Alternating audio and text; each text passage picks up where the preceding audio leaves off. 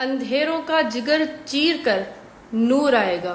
तुम हो फिरौन तो मूसा भी जरूर आएगा। डीआईजी लाड़काणो सरदारनि जी कमदारी करे रहियो आहे। उमेर बाब डीआईजी लाड़काणो नासिर आफ्ताब पारां जारी कयल प्रेस रिलीज़ बाबति पंहिंजी जारी कयल हिकु ॿी वीडियो बयान में चयो आहे त अवां सरदारनि जी कमदारी करे रहिया आहियो। हीउ सबूत अॻियां रखां थी। वीडियो बयान में उमेर बाब चांडियो चयो त प्रेस रिलीज़ में पहिरियों कूड़ त उमेर बाब पारां अॻु बि उन SHO बाबति शिकायत कई हुई, पर उहो सरासर कूड़ आहे। हिन चयो त पुलिस पारां सुप्रीम कोर्ट में जमा कयल रिपोर्ट में पाण एतिराफ़ कयो हो त मज़कूरा SHO जी मुक़ररी ग़लत ऐं सियासी बुनियादनि ते आहे। उन कमेटी में डीआईजी पाण बि मेंबर हो, जंहिं पाण चयो हो त हीउ माण्हू जवाबदार खे बचाइण लाइ कोशिशि करे रहियो आहे, उन्हनि खे ॼाण ॾेई रहियो आहे। हिन चयो त मां डीआईजी खे 3 ॾींहं पहिरीं शिकायत कई हुई। हीउ वाक़ियो हिकु सान्हे खां घटि न आहे। हिकु न्याणी इंसाफ़ लाइ दरबदर हुजे, उनखे हिरासान कयो वञे। उमेर बाब चांडियो चयो त डीआईजी जी प्रेस रिलीज़ बि असांखे हिरासान करण बराबरि आहे। अवां मूंखे डिॼारे नथा सघो, अवां मूंखे रोके नथा सघो।